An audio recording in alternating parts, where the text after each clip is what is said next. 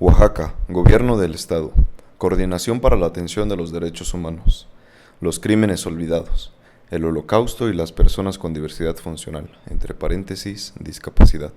El Gobierno del Estado de Oaxaca, a través de la Coordinación para la Atención de los Derechos Humanos, tiene a bien facilitar el presente material en braille, como una acción afirmativa de respeto a los derechos humanos que permite a las personas con discapacidad visual acceder a la información. En el marco de lo establecido en la Convención para los Derechos de las Personas con Discapacidad y el Tratado de Marrakech, para facilitar el acceso a las obras publicadas a las personas ciegas, con discapacidad visual o con otras dificultades para acceder a textos impresos. Presentación. Durante la Segunda Guerra Mundial, las personas con discapacidad vivieron bajo contextos marcados por violencia, la exclusión social y la vulneración sistemática de sus derechos. La guerra no solo exacerbó las condiciones de vida de las personas con discapacidad en las zonas de conflicto, sino que también tuvo un impacto devastador intergeneracional debido a las políticas discriminatorias implementadas por los regímenes totalitarios, especialmente el régimen nazi en Alemania.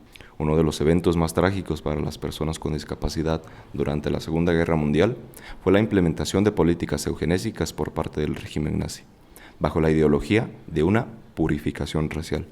Las personas con discapacidad, especialmente aquellas con discapacidades mentales o psíquicas, fueron objeto de una sistemática deshumanización que resultaron en los mayores crímenes de esa humanidad. La discriminación y la violencia que padecieron las personas con discapacidad durante la Segunda Guerra Mundial tuvo un impacto profundo en los derechos humanos. La guerra reveló la fragilidad de los derechos humanos de las personas con discapacidad, quienes no solo fueron privados de derechos como a la vida y la salud, sino que también fueron sometidas a un trato cruel e inhumano, acción que subrayó la urgente necesidad de impulsar políticas adecuadas a las necesidades de todos los sectores, específicamente para dicho sector. Si bien, tras el fin de la guerra, la comunidad internacional comenzó a reflexionar sobre la necesidad de un sistema global de protección de los derechos humanos, permitió la creación de la Organización de las Naciones Unidas, ONU, en 1945, y la posterior adopción de la Declaración Universal de los Derechos Humanos en 1948. Los derechos de las personas con discapacidad no fueron específicamente reconocidos en este primer documento, pero permitieron sentar las bases para la creación de instrumentos jurídicos en la materia, como en el 2006 con la Convención sobre los Derechos de las Personas con Discapacidad. En muchos contextos, aún son víctimas de violaciones a derechos humanos. Por ello, es de suma importancia el impulso de acciones que permitan garantizar el acceso a sus derechos en las condiciones más adecuadas y evitar que sigan existiendo casos como el de Adam Iramel, un joven asesinado por la policía estadounidense mientras sufría de un ataque de esquizofrenia, o el de Ethan Saylor, quien tenía síndrome de Down.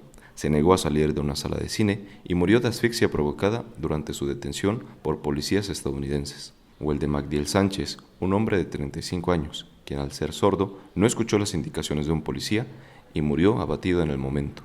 Es por ello que resulta de vital importancia que los gobiernos apuesten por la visibilización y atención a las necesidades de todos los sectores en situaciones de vulnerabilidad, reflexionando sobre los antecedentes históricos que permitieron lograr un avance en materia de derechos, así como la necesidad de garantizar la igualdad y la protección para todas las personas.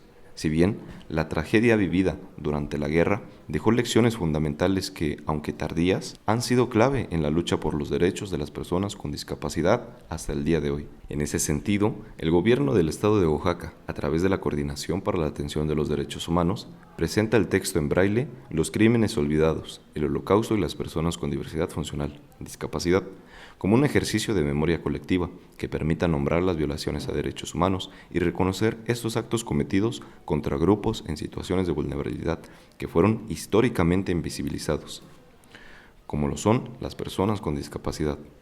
Así, a través de esta acción, se busca generar conciencia respecto a las consecuencias que pueden generar la implementación de políticas gubernamentales violatorias de derechos, y como una oportunidad de generar un material que sensibilice e informe respecto a la lucha por los derechos de las personas con discapacidad. En este sentido, es esencial que desde el gobierno se reconozca y se haga referencia a momentos clave de la memoria colectiva, no solo para entender el pasado, sino también para aprender de él y construir un futuro más inclusivo, especialmente en lo que respecta a la discapacidad. Durante este conflicto global, Millones de personas sufrieron consecuencias físicas y mentales que marcaron sus vidas de manera irreversible. Sin embargo, el tratamiento y la representación de las personas con discapacidad en este momento no recibieron la atención adecuada en las narrativas, y no fueron sus voces quienes pudieron contar esas historias. Reconocer el impacto de la guerra en las vidas de las personas con discapacidad, no solo como una cuestión de justicia histórica, sino también para promover un enfoque más inclusivo en la sociedad contemporánea. Esta inclusión no solo sirve para visibilizar los horrores que vivieron, sino también para reflexionar sobre los avances y los desafíos que aún existen en términos de accesibilidad, derechos humanos y justicia. Además, reconocer el sufrimiento de las personas con discapacidad en ese periodo histórico ofrece una lección importante sobre la importancia de equidad y la empatía en tiempos de crisis. El recordatorio de estos eventos debe ir más allá de la simple rememoración. Implica un compromiso activo por parte del gobierno. Solo a través de este reconocimiento podremos evitar que las lecciones del pasado se repitan y construir una sociedad que valore la diversidad y que promueva la inclusión de todos sus miembros, sin importar sus condiciones, permitiendo que las nuevas generaciones comprendan la importancia de luchar por los derechos de todas y todos, evitando replicar discursos de odio o discriminación, y participen activamente en la construcción de una sociedad más justa y equitativa, abonando a la construcción de una memoria colectiva que permita la reflexión sobre violaciones pasadas, que desactive tensiones latentes y busque trabajar en la construcción de una paz duradera que no se base en el olvido ni la negación, sino en la reconciliación y el respeto mutuo. Un informe realizado por Disability Rights Advocates, 449, 15ª Street Suite, 303, Oakland, California, 94612. 510-451-8644, 510-451-8511, fax. 510-451-8716, TTY. Septiembre 2001. Título original: Forgot Crímenes, The Holocaust and People with Disabilities. Traducción realizada por Javier Romanach Cabrero, Foro de Vida Independiente y Diversidad, junio de 2013. En el mundo de la posguerra, Auschwitz se ha convertido en el símbolo del genocidio que tuvo lugar en el siglo XX, pero Auschwitz era solo el último y más perfecto centro nazi de exterminio. La empresa entera de exterminio empezó en enero de 1940, con el asesinato de los seres humanos más indefensos, los pacientes con discapacidad institucionalizados. Henry Finlander, The Origin of Nazi Genocide, From Euthanasia to the Final Solution. Agradecimientos. Disability Rights Advocates, DRA, desea agradecer al Departamento de Estado de los Estados Unidos tanto su aliento como su apoyo financiero, un apoyo sin el cual la publicación de este informe no habría sido posible. Disability Rights Advocates es una organización sin ánimo de lucro con sede en Oakland, California, con una filial en Budapest, Hungría. La misión de la DRA es defender a las personas con diversidad funcional, discapacidad, para garantizar su plena participación en todos los aspectos de la vida local, nacional e internacional.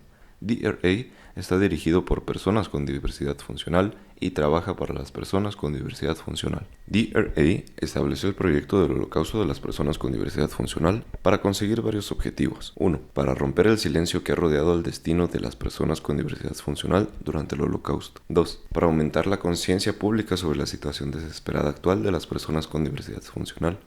3. Para utilizar la historia compartida del Holocausto como un vehículo para la construcción de una mayor cooperación entre las organizaciones de personas con diversidad funcional.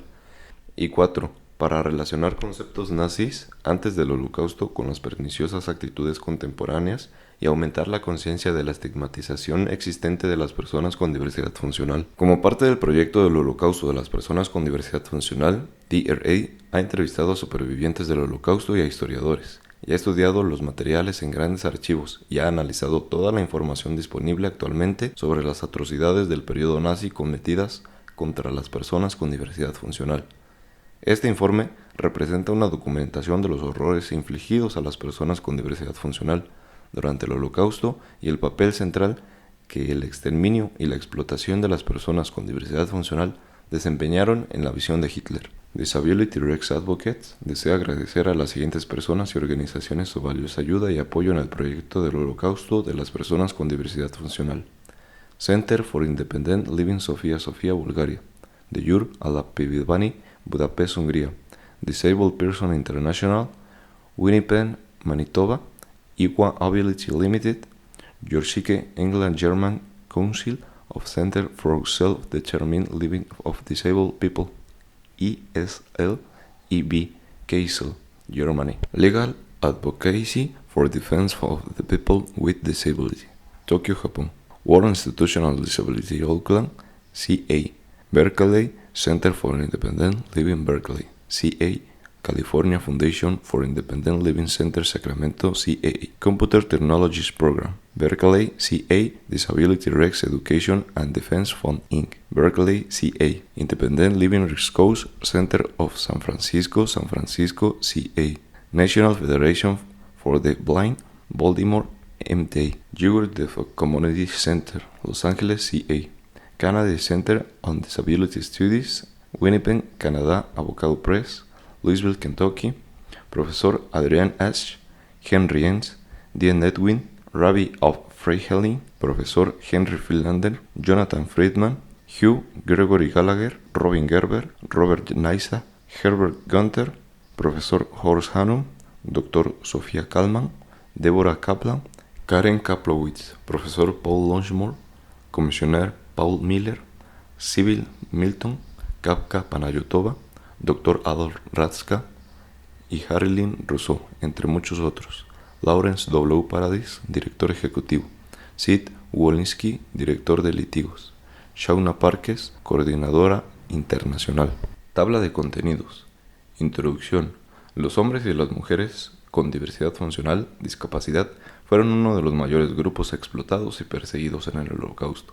Todavía no se conoce el alcance completo de su victimización. Página 6. La política nazi se derivó de las extremas teorías eugenésicas que legitimaron el asesinato y la explotación de personas con diversidad funcional, que eran consideradas como una carga económica e inferiores. Página 8. Esterilización. Los nazis implementaron sistemáticamente su objetivo de la prevención de la descendencia de los inferiores y forzaron a cientos de miles de personas con diversidad funcional a no tener hijos. Página 9. Exterminación.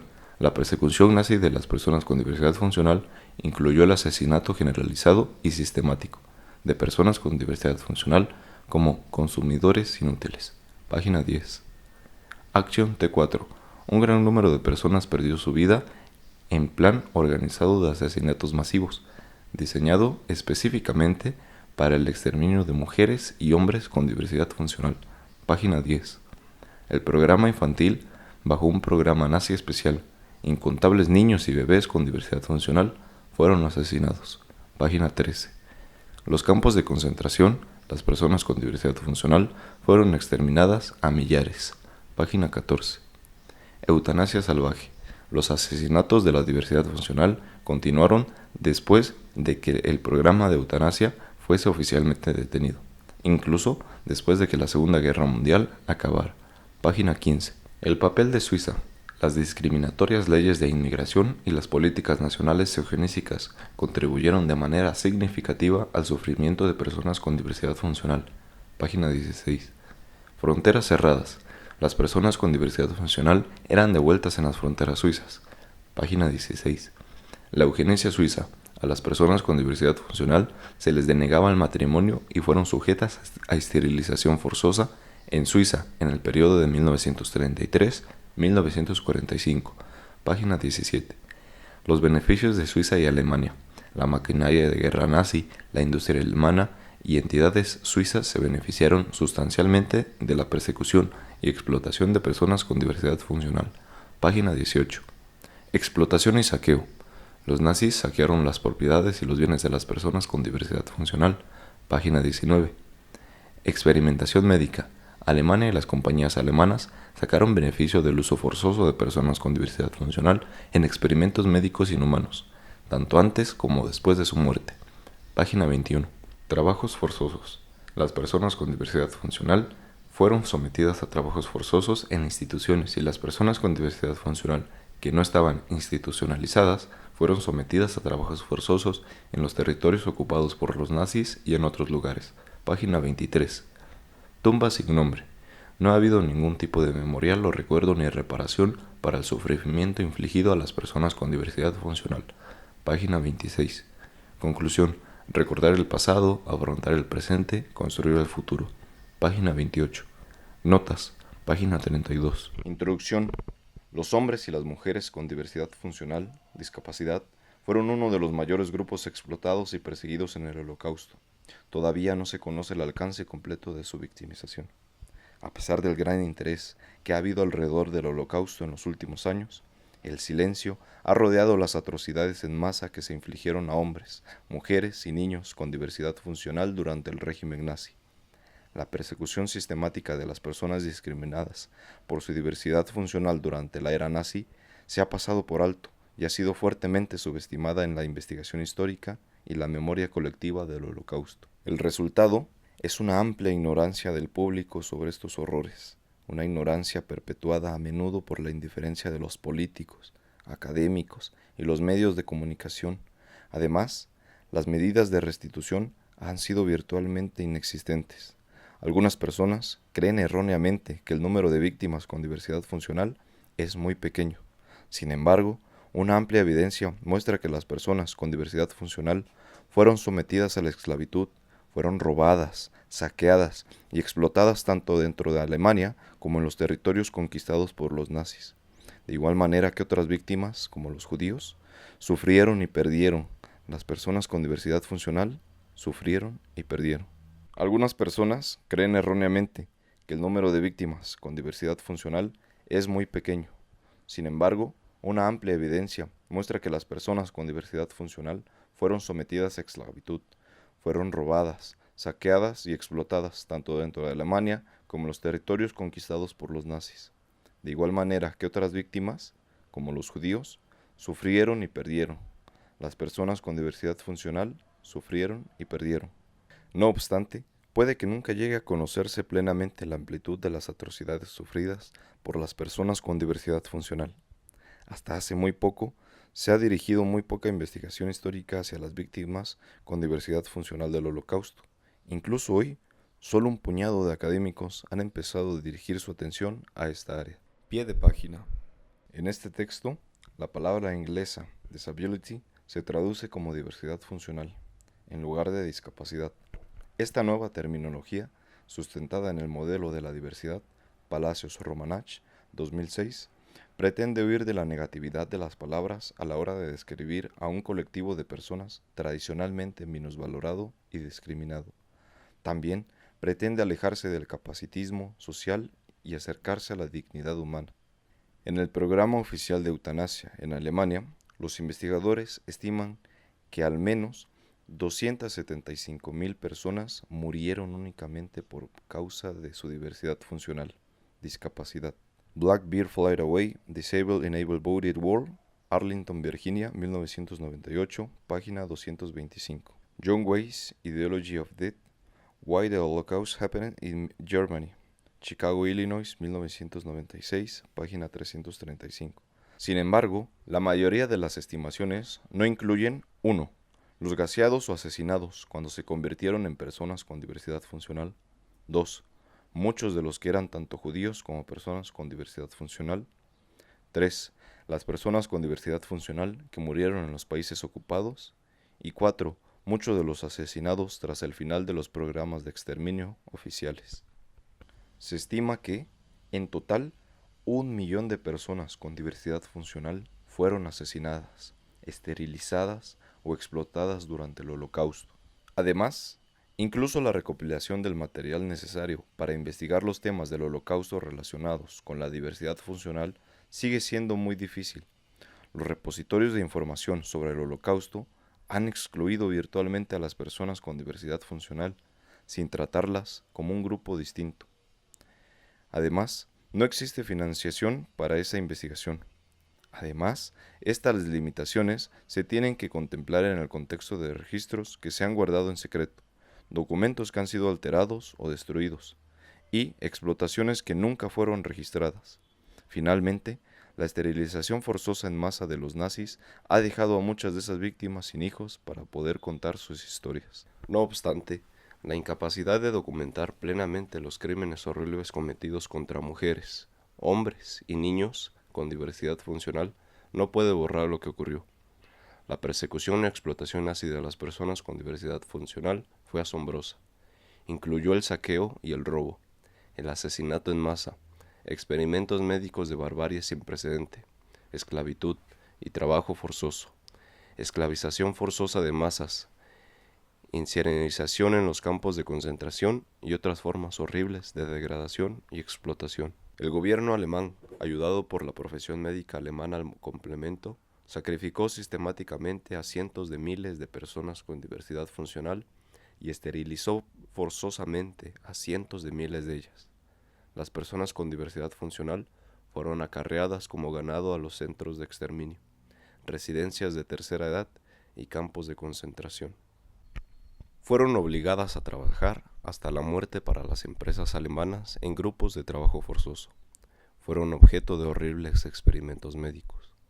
Los académicos concluyen actualmente que la persecución de los nazis de las personas con diversidad funcional puede ser definida de manera más ajustada en términos de genocidio, la eliminación sistemática de un grupo de víctimas biológicamente definido. Este grupo de víctimas incluía personas con cualquier tipo de diversidad funcional.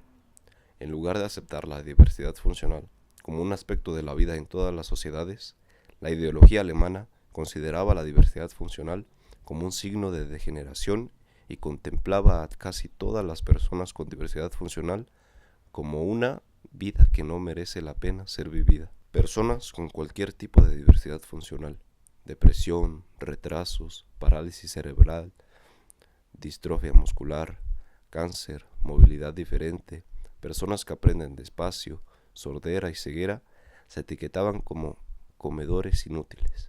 Las personas con diversidad funcional fueron las primeras víctimas de los esfuerzos de Hitler para crear una raza superior. La eliminación de personas con diversidad funcional fue un componente central del plan nazi para purificar la raza aria. Las personas con diversidad funcional fueron también las últimas víctimas y continuaron siendo asesinadas incluso después de que la maquinaria de guerra alemana se colapsara. La estrategia de Hitler progresó en fases. Primero vino la esterilización. La esterilización obligatoria para personas con diversidad funcional se convirtió en ley en Alemania en 1933. Más de 400.000 personas con diversidad funcional fueron esterilizadas de manera forzosa. Pie de página. Sin embargo, la genética no era el único factor en los esquemas nazis.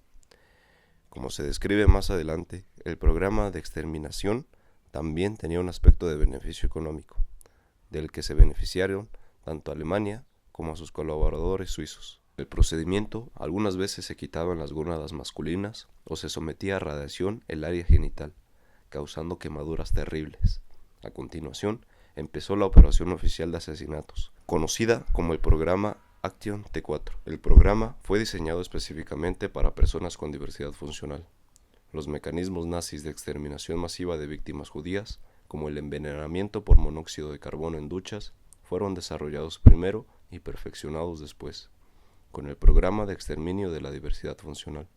Como resultado, más de 275.000 personas con diversidad funcional fueron asesinadas en el programa Action T4, sin contar a todos aquellos que perdieron la vida en los campos de concentración y los que la perdieron después de que la fase formal del programa T4 terminara. Durante el curso de la guerra, no se sabe cuántos fueron asesinados en las áreas ocupadas e invadidas por los nazis. A medida que los nazis ampliaron su esfera de dominación, se asesinó sin piedad a hombres, mujeres y niños con diversidad funcional independiente de su raza, religión o filiación política. Con la extensión de la Segunda Guerra Mundial, las unidades asesinadas de la SS empezaron a matar a decenas de miles de personas que vivían en residencias en las áreas anexadas de Polonia, Pomerania y Prusia Occidental. La historia es importante. El recuerdo de la barbarie masiva del Holocausto para personas con diversidad funcional es fundamental para comprender hoy a. por qué y cómo las personas discriminadas por su diversidad funcional siguen siendo marginadas, y b. las actitudes y fallos morales que permitieron que el Holocausto ocurriera. Hasta que no se haya contado y se recuerde toda la historia de la pesadilla nazi, Todos estamos en peligro. La política nazi se derivó de las extremas teorías eugenésicas que legitimaron el asesinato y la explotación de personas con diversidad funcional, que eran consideradas como una carga económica e inferiores. El programa nazi de esterilización y eutanasia fue el resultado de aplicar opiniones prevalentes en la sociedad alemana. Muchos alemanes creían que una deformidad física o mental era un signo innato del demonio y de las tendencias criminales. A las personas discriminadas por su diversidad funcional también se les veía como seres con incapacidad de tener sentimientos humanos, simples cáscaras humanas vacías. Asimismo, se creía que una persona debe ganarse el derecho a vivir, en lugar de darlo por sentado. Pie de página. En los años 20 del siglo pasado, el eminente psiquiatra Alfred Hoche y el académico legal Karl Binding publicaron el libro The Permission to Destroy Life Unworthy of Life, en el que se argumentaba que los diversos mentales y otras personas con diversidad funcional deberían ser exterminadas para conseguir la higiene racial. El científico social Ernest Haeckel defendía la ejecución de personas con diversidad funcional como rendición del mal. Gallagher, By Truth Betrayed, página 56. El profesor Heinrich Ziegler afirmó: la mayor parte de los asesinos eran débiles mentales o epilépticos, y a la inversa, la mayoría de los alcohólicos y criminales eran personas con diversidad funcional. Gallagher, By Truth Betrayed, página 57. Cuando Hitler llegó al poder en 1933, era frecuente la participación voluntaria en los programas nazis de esterilización, explotación y posterior exterminio de las personas discriminadas por su diversidad funcional. Al final de los años 30, los elementos propagandísticos habían incluido ese miedo y odio a los diversos mentales, y la eliminación de esas personas parecía lógica o incluso una medida humanitaria. La eugenesia nazi y las valoraciones económicas de la vida humana fueron imbuidas en la opinión y cultura públicas. La eliminación de niños deformes y pacientes mentales no era tanto una reacción fóbica a su presencia, como el resultado de la cultura de la creencia de que las enfermedades genéticas eran una carga para la nación. Esterilización. Los nazis implementaron sistemáticamente su objetivo de la prevención de la descendencia de los inferiores y forzaron a cientos de miles de personas con diversidad funcional a no tener hijos. El 14 de julio de 1933, solo meses después de que los nazis alcanzaran el poder, promulgaron la Ley para la Prevención de la Descendencia Genéticamente Defectuosa. Esa ley establecía que cualquier persona que tuviera una enfermedad hereditaria debía llegar a ser incapaz de tener hijos a través de una operación quirúrgica, esterilización. Los nazis establecieron y elaboraron burocracia para implementar esta política. Se pidió a los doctores que registraran los casos de enfermedades genéticas y recomendaron la esterilización de los pacientes. Se crearon 181 juzgados genéticos y cortes de apelación con el fin de reforzar la ley de esterilización y decidir quién era apto para reproducirse. Los pacientes que se negaban se arriesgaban a ser enviados a campos de concentración. Una vez que se había tomado la decisión, la esterilización podía llevarse a cabo contra la voluntad de la víctima. Un superviviente que fue entrevistado por la organización Disability Rights Advocates describió el caso de un niño con diversidad funcional en su colegio que se negó a acudir a esta operación. Se le practicó una vasectomía sin anestesia. Otros supervivientes han descrito sus experiencias de ser atados a las mesas de operaciones y ver sus propias esterilizaciones en un espejo. Un número abrumador de casos de los juzgados de la salud dieron como resultado la esterilización forzosa. De 84.604 casos judiciales que se presentaron el primer año, el 92.8% dieron como resultado la esterilización forzosa.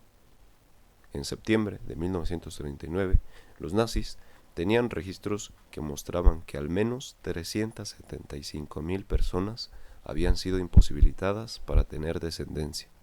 Es muy posible que la cifra final supere los 400.000. Pie de página. La ley se amplió en 1935 para permitir, de hecho requerir, abortos a mujeres que estaban catalogadas como genéticamente no aptas. Ver Proctor, página 108. En su afán de eliminar de la sociedad los consumidores inútiles, el régimen incluso fue mucho más allá del amplio mandato de las leyes de esterilización. Por ejemplo, Un hombre que había perdido una pierna en un accidente, aunque no tenía ningún tipo de enfermedad genética, fue esterilizado contra su voluntad. Gallagher, by Trust Betrayed, página 24. De hecho, el Servicio de la Salud Pública y la profesión médica favorecieron la esterilización incluso cuando los juzgados de salud hereditaria desestimaban sus solicitudes. Friedlander, The Origins of Nazi Genocide, página 33. La esterilización era dolorosa y peligrosa en muchos casos. Aunque las técnicas más comunes fueron la ligadura de trompas o la vasectomía, también se utilizaron frecuentemente otros métodos más brutales. Un estudio descubrió que el 12% de las esterilizaciones se realizaron con rayos X, que dieron como resultado quemaduras graves y dolorosas. Se sentaba a las víctimas en las mesas y se les decía que rellenaran los cuestionarios. Un equipo radiológico oculto debajo de las mesas dirigía los rayos X a los genitales. Como resultado, se generaban extensas quemaduras y la esterilización inmediata. Otra técnica brutal era la escarificación de las trompas de falopio, provocada por inyecciones de dióxido de carbono. Muchas personas murieron como resultado de estos procedimientos. Aquellos que sobrevivieron a estas esterilizaciones dolorosas, forzosas y masivas, sufrieron la carga del problema de la violación irreversible de la integridad física. Décadas después, aproximadamente la mitad de los supervivientes esterilizados todavía sufrían dolor físico, y más de las 3/4 partes tenían todavía el trauma psicológico resultante de los procedimientos. La esterilización forzosa también acabó con muchos matrimonios. Además, casi 1/4 parte de aquellos que fueron entrevistados confesaron que la esterilización forzosa fue la causa de que no se casaran. Como consecuencia, experimentaron ansiedad por haber envejecido sin el apoyo del amor de los hijos, y un futuro incierto, solitario y aislado. Muchos vivieron interiormente y en secreto la sensación de vergüenza e inferioridad derivadas de su esterilización forzosa. Muchos vivieron interiormente y en secreto la sensación de vergüenza e inferioridad derivadas de su esterilización forzosa.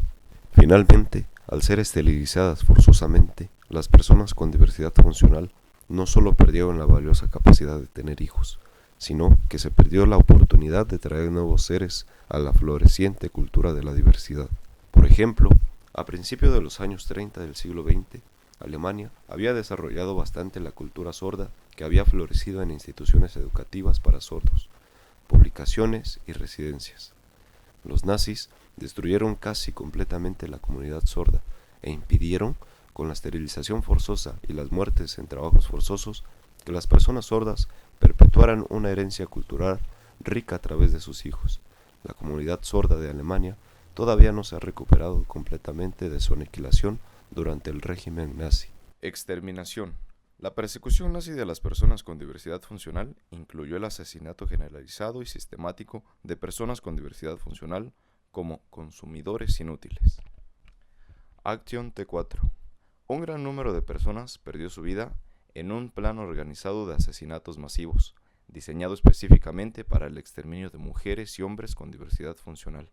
La esterilización se convirtió rápidamente en asesinatos, y pronto se inició un plan de exterminio masivo de hombres y mujeres con diversidad funcional. Ya en 1933, el Ministerio de Justicia propuso una ley que autorizaba a los médicos a acabar con las torturas de los pacientes incurables bajo petición, en interés de la verdadera humanidad.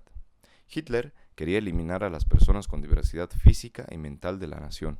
Aunque estos objetivos nunca cristalizaron en una legislación formal, se llevaron a cabo de manera efectiva por medio del programa de eutanasia conocido como Action T4. En septiembre de 1939, Hitler firmó un memorándum secreto por el que encargaba a Philip Bowler y a su médico personal, el Dr. Karl Bland, la responsabilidad de autorizar a los médicos para que garantizaran la muerte por compasión a los pacientes enfermos incurables.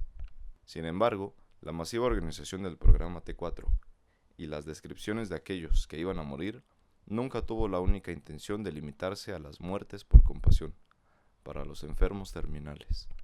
El programa Action T4 evolucionó hacia un esquema cruel en el que la ejecución clínica de los indefensos y las personas enfermas crónicas se convirtió en una parte normal de la rutina médica y de la vida en comunidad.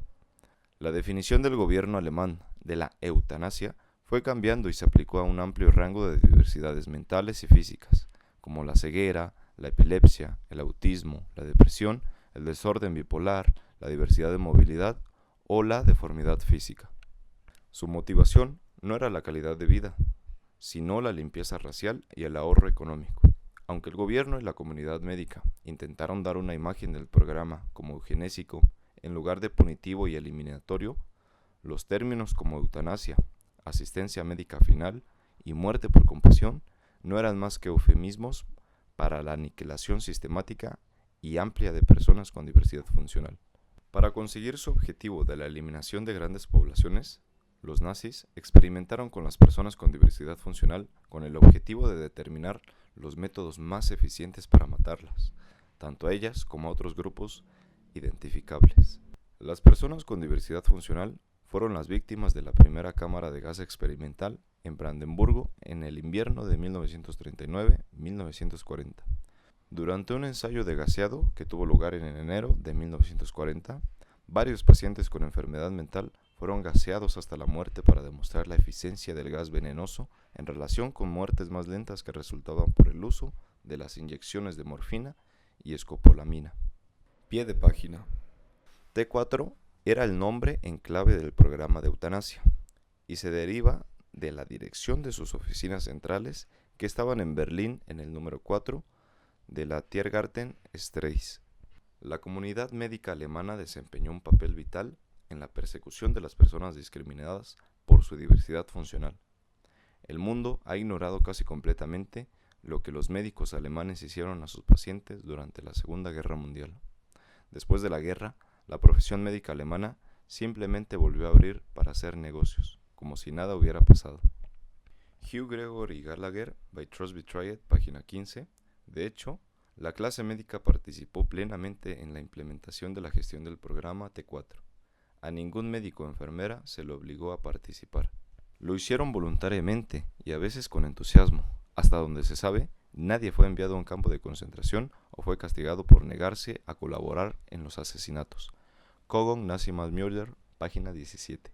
En los centros de eutanasia del programa T4 se desarrollaron las técnicas para camuflar la cámara de gas con alcachofas de ducha, el alicatado y las tuberías falsas, etc., que servían para engañar y tranquilizar a las víctimas.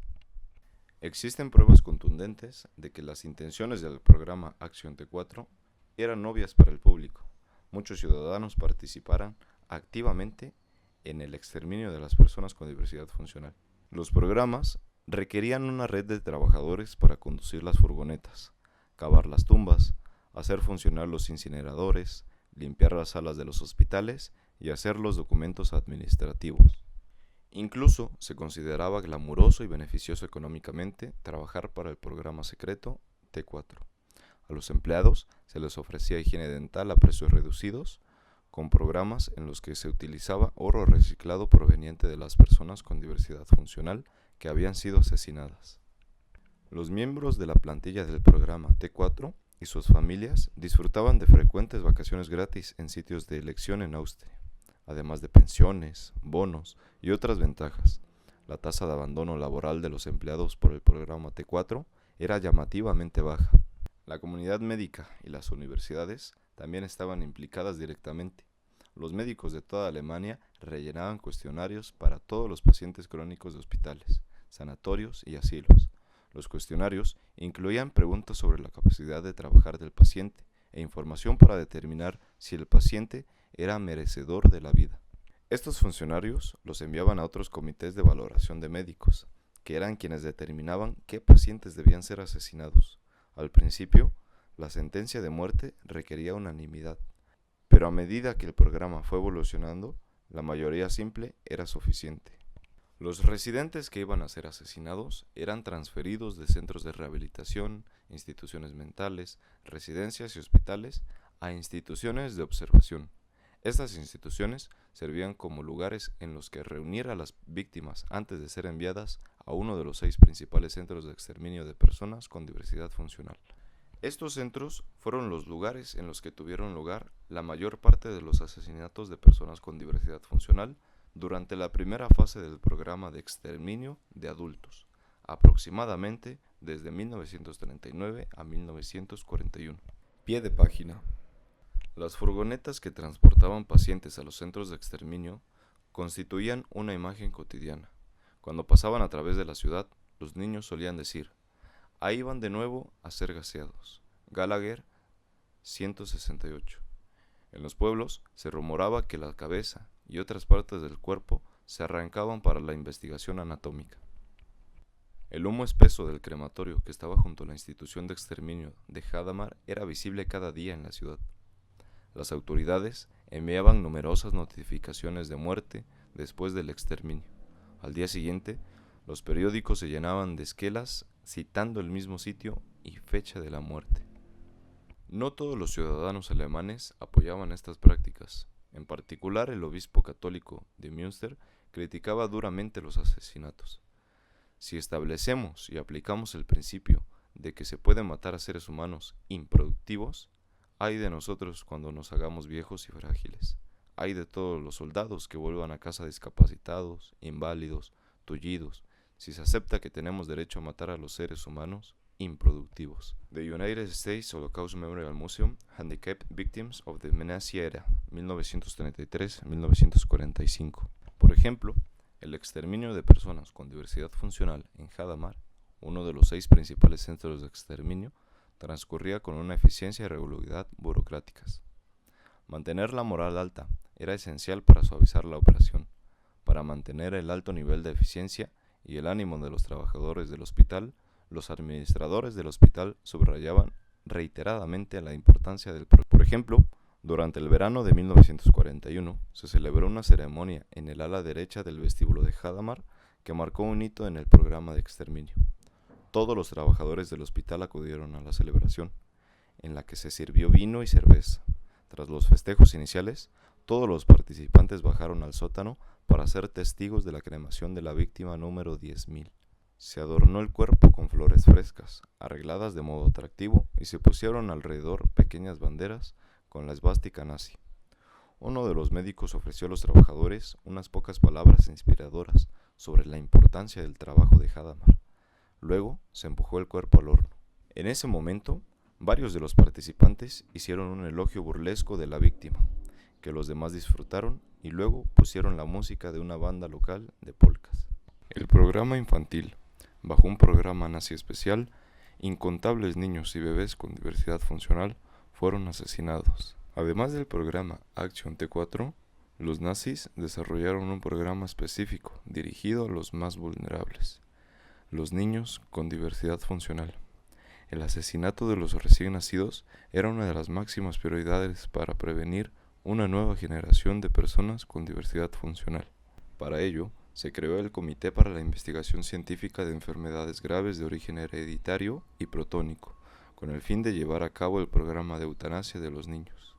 El 18 de agosto de 1939, el comité emitió un decreto que requería informar de todos los recién nacidos y niños de menos de 3 años que fueran sospechosos de tener enfermedades hereditarias graves. Estas enfermedades incluían el síndrome de Down, deformidades, parálisis, sordera, ceguera y muchas más, aunque los médicos ya habían matado bebés no aptos para vivir de manera extraoficial. Al menos desde 1933, la creación de este comité autorizó oficialmente estos asesinatos. El doctor Karl Bland explicó el objetivo. El objetivo era tomar posesión de estos abortos y destruirlos tan pronto como fuera posible después de haber llegado al mundo.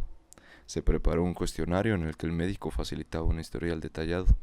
Los doctores también hacían predicciones sobre la futura calidad de vida del bebé. Los cuestionarios se enviaban a un comité de médicos que determinaban si le ponían al niño una marca, por ejemplo, una cruz, que recomendaba su exterminio. Los niños con diversidad funcional seleccionados para ser eliminados eran transferidos a uno de los 28 centros oficiales de eliminación. Uno de estos, departamentos de niños, consistía en 640 camas en la institución austríaca Am Steinhof. el departamento era un centro activo de eliminación de niños. El método más común de exterminación para los niños considerados no aptos para vivir era una inyección letal masiva directamente al corazón, pero con frecuencia eran asesinados de una manera que deliberadamente les provocaba una muerte prolongada y dolorosa. En muchos casos se les administraba veneno de manera lenta durante varios días o semanas, de manera que la muerte se pudiera atribuir a la neumonía u otras complicaciones. Otros médicos preferían el método más doloroso, dejarlos morir de hambre. El doctor Hermann von Müller quería que sus pacientes murieran de causas naturales. Se ha descrito que, al dar una vuelta por el hospital, el doctor von Müller mostraba a un niño, sujetándolo como a un conejo muerto y declarando con una sonrisa: con este, por ejemplo, todavía llevará 2 o 3 días más. El círculo de asesinatos se expandió rápidamente. El 12 de junio de 1941 se pidió a todo el personal médico que registrase a cualquier menor con diversidad funcional. En el otoño de 1941, el programa de exterminio de niños se amplió para incluir niños que tuvieran edades de hasta 17 años. Simultáneamente, se terminaron las prestaciones financieras estatales para niños con diversidad funcional. Dado que los registros no están disponibles y fueron destruidos, es imposible determinar cuántos niños con diversidad funcional encontraron la muerte en el programa de eliminación de niños. Al igual que en el programa de esterilización, el programa de eutanasia de los niños no solo privó a las familias de sus hijos, sino que además impidió que muchos padres con diversidad funcional perpetuaran la cultura de la diversidad funcional a través de su descendencia. Los campos de concentración. Las personas con diversidad funcional fueron exterminadas a millares. Las personas con diversidad funcional también fueron encerradas en campos de concentración. En los campos, el programa de eutanasia tomó el nombre 14F13 y se utilizó para exterminar a los prisioneros con diversidad funcional que no podían trabajar. Los prisioneros que se seleccionaban para ser asesinados eran enviados a una institución de exterminio, donde eran exterminados con gas venenoso. Muchos de los trabajadores del programa T4 fueron los responsables de transferir a los reclusos 14F13 desde los campos de concentración hacia las instituciones de eutanasia. Entre las señales que se usaban para identificar a los reclusos en los campos de concentración, había un brazalete que tenía la palabra alemana Blut, que indicaban qué prisioneros eran los débiles mentales. A estas personas a veces se les obligaba a llevar un cartel alrededor de sus cuellos, que tenían escrito: «Soy un idiota». Los prisioneros sordos, y tal como contó la historia a Disability Rights Advocates, uno de los supervivientes sordos, llevaban un pin de metal con forma de un triángulo rojo invertido que llevaba grabada la palabra Taubstumme, sordo y tonto. Dado que esa diversidad funcional no le impedía trabajar, este superviviente sufrió durante una marcha brutal que duró casi 2 semanas. Su historia relata el sufrimiento de estar a punto de ser liquidado en un gueto y de ver a los soldados separar a los que podían caminar de los que no podían. Los que no podían caminar fueron considerados demasiado onerosos para el transporte y o bien fueron disparados hasta matarlos o quemados vivos. Los asesinatos continuaron en los países ocupados. En octubre de 1939, grupos grandes de pacientes de Pomerania fueron transportados a un lugar cerca de Danzig y les dispararon hasta matarlos. En el otoño de 1940, por ejemplo, 1.558 pacientes mentales de Prusia del Este y aproximadamente de 250 a 500 personas con diversidad funcional de Polonia fueron exterminadas. En la Unión Soviética, todos los pacientes de hospitales psiquiátricos, sin excepción, fueron asesinados por los nazis inmediatamente después de la invasión. En Bohemia y Moravia, los pacientes alemanes fueron trasladados al Sudetenland para ser esterilizados y exterminados. La retirada de 700 alemanes étnicos del estado títere independiente de Eslovaquia dio lugar a los rumores de que habían sido convertidos en jabón. Uno de los más notorios hospitales de exterminio fue el Messerschmitt Oberwald de Prusia, donde se produjo el exterminio de pacientes con diversidad funcional de 26 ciudades alemanas. Los trabajadores del Messerschmitt Oberwald seleccionaron a los pacientes que daban trabajo extra a las enfermeras. los que eran sordomudos, enfermos, obstructivos o indisciplinados, y cualquier otro que simplemente resultara molesto. En esta institución, los métodos preferidos de asesinato eran la sobredosis de drogas o las inyecciones letales. Eutanasia salvaje. Los asesinatos de la diversidad funcional continuaron después de que el programa de eutanasia fuese oficialmente detenido, incluso después de que la Segunda Guerra Mundial acabara. Aunque el programa de eutanasia Action T4 fue oficialmente detenido en agosto de 1941, los exterminios continuaron. La orden de suspensión se aplicó solo a los centros oficiales de exterminio alemanes y para el uso de gas venenoso. El asesinato en masa de personas con diversidad funcional continuó en otras instituciones y por otros medios, y la tasa de asesinatos aumentó. Además, la orden de suspensión no se aplicó a programas de exterminio de los niños, o para la llamada investigación médica sobre niños con diversidad funcional. Por lo tanto, un sistema descentralizado de eutanasia salvaje continuó hasta el final de la Segunda Guerra Mundial en 1941. Las enfermeras y los médicos con frecuencia desinfectaban a los pacientes por medio de veneno, hambre e inyecciones letales. En el Hospital Estatal Guggenheim, los pacientes fueron asesinados con dolorosos tratamientos de electroshock. Los médicos también asesinaron a sus pacientes con diversidad funcional siguiendo sus propios estándares personales, que incluían la disponibilidad de camas, mantas y otros suministros. A pesar de que el control sobre el asesinato con eutanasia localizada careciera de la precisión de la fase de la matanza anterior, la oficina central del programa T4 continuó reclutando y dirigiendo el programa T4. Amplió el grupo de posibles víctimas. Las personas que tenían enfermedades relacionadas con el envejecimiento fueron incluidas dentro del T4, peinando residencias de ancianos y asilos. Friedlander, Origins of Nazi Genocide, página 159. La matanza continuó incluso después de la caída del régimen nazi. 3 meses después de que la guerra hubiera terminado, un médico alemán, al volver a casa desde el frente, descubrió que los psiquiatras en una institución local seguían matando sistemáticamente a sus pacientes. El 29 de mayo de 1945, junto a las tropas estadounidenses y sin que éstas se dieran cuenta, el niño de 4 años, Richard Jen, se convirtió en la última víctima de un asesinato nazi, en el hospital de Kaufenberg, a menos de media milla de distancia. Fue asesinado por el personal de la sala de niños a las 1:10 de la tarde. La causa oficial de la muerte aparece como tifus. Cuando los estadounidenses finalmente investigaron Kaufenberg, al mes siguiente, se quedaron estupefactos al descubrir una planta de exterminio al por mayor, en condiciones deplorables. Los investigadores se encontraron sarna, piojos y otros parásitos en todas partes. Las sábanas estaban sucias y no había medidas de cuarentena. El papel de Suiza. Las discriminatorias leyes de inmigración y las políticas nacionales eugenésicas contribuyeron de manera significativa al sufrimiento de las personas con diversidad funcional. Fronteras cerradas. Las personas con diversidad funcional eran devueltas en las fronteras suizas. Con la esperanza de evitar la masacre del programa Action T4, muchas personas con diversidad funcional, al igual que otros objetivos del odio nazi, buscaron refugio en Suiza. Su acción era comprensible.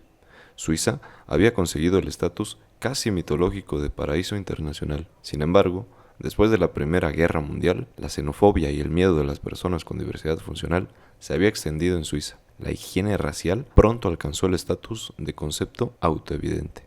La calidad de un ser humano, en términos darwinistas, era el único criterio para una política demográfica sólida. De hecho, como resultado de las éticas de ahorro en diferentes cantones durante los años 20, muchos ciudadanos con diversidad funcional fueron enviados a Alemania para ser tratados. La mayor parte de ellos fueron asesinados después en instituciones de eutanasia. Además, en 1933, los oficiales suizos a nivel federal e de Neue-Behörde crearon 2 categorías distintas de refugiados civiles, Civil Flüchtlinge. A los refugiados políticos, Politische Flüchtlinge, se les dio asilo de hospedaje, aunque solo temporal.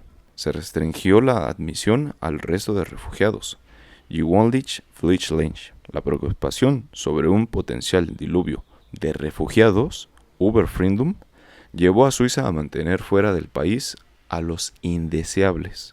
De hecho, En 1938, el gobierno suizo urgió a los oficiales alemanes a marcar los pasaportes con un símbolo particular que indicara el pasado de una persona. Como resultado, un número indeterminado de refugiados fueron devueltos a los tormentos nazis.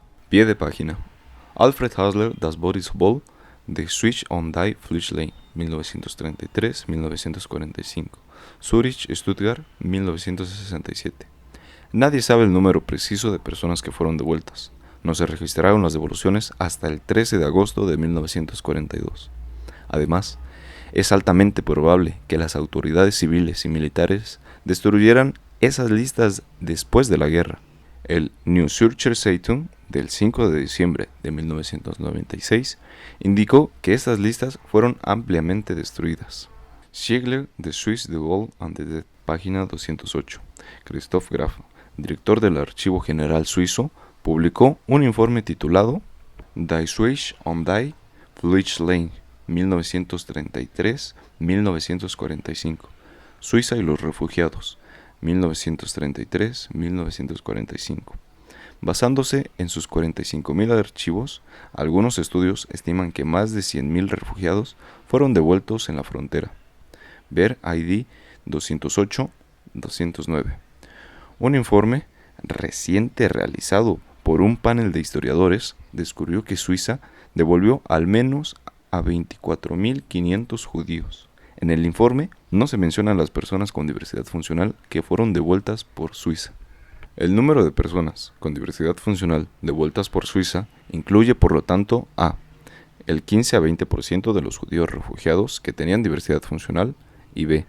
los que eran objetivo directo de los nazis por causas de su diversidad funcional. La supervisión de la política de refugiados era llevada a cabo por el Bundesrat federal, que establecía la política, y la Grenzpolizei, que patrullaba las calles y los caminos de las fronteras. Entre ambas, hicieron grandes esfuerzos para limitar la inmigración, y las restricciones fueron constantemente aplicadas de forma rigurosa. Por primera vez, los suizos añadieron un requisito de visado obligatorio. El artículo 9 de la Ley Federal del 7 de octubre de 1939 permitía la expulsión forzosa de todas las víctimas de persecución por entrar en Suiza ilegalmente. Menos de 3 años después, el 13 de agosto de 1942, el Bundesrat decretó que las personas que buscasen entrar en Suiza sin un visado válido debían ser devueltas a su país de origen. Finalmente, las fronteras suizas se cerraron completamente durante el invierno de 1942 a 1943. Solo los refugiados políticos y los desertores del ejército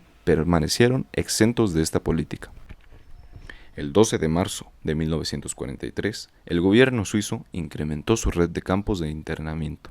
Estos campos se utilizaron para contener refugiados que habían entrado después de agosto de 1942 y no habían sido repatriados. Muchos de los que tenían diversidad física o mental fueron puestos en cuarentena en varios hospitales y sanatorios. Otros fueron obligados a trabajar duramente. Por ejemplo, un refugiado que estuvo en el campo Greenbad fue obligado a realizar trabajos forzosos, fue alimentado con poca comida y obligado a dormir sobre paja.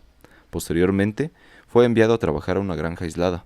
El hecho de que tuviera polio y llevara hierros en su pierna deformada no tuvo relevancia. La eugenesia suiza. A las personas con diversidad funcional se les denegaba el matrimonio y fueron sujetas a esterilización forzosa en Suiza en el periodo 1933-1945. Ya en 1925, el Código Civil suizo prohibía el matrimonio si al menos una de las dos partes era considerada un débil mental o un loco. Decretaba que las personas que tienen una mente defectuosa son incapaces de casarse. Además, un comentario en las notas del código ponía: los comentadores están de acuerdo en que esta prohibición está pensada para una aplicación amplia. Si no, no se habría añadido el primer párrafo. Para prima facie, el primer párrafo parece ser suficiente para excluir a personas que sufran cualquier tipo de locura. La regla fue, en efecto, interpretada en sentido amplio.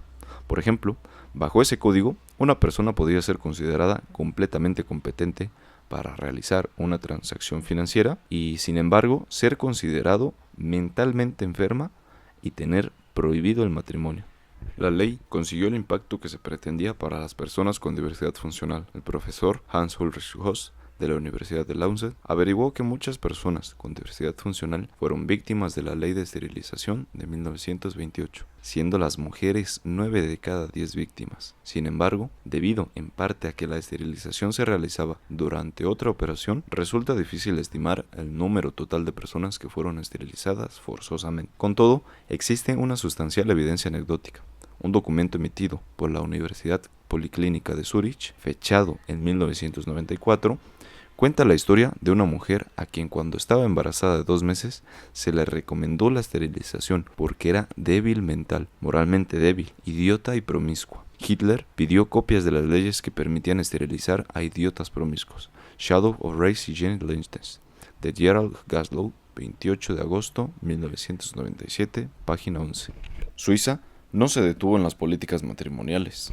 También desarrolló políticas de reproducción, con la creencia de que las personas con diversidad funcional eran no aptas para reproducirse.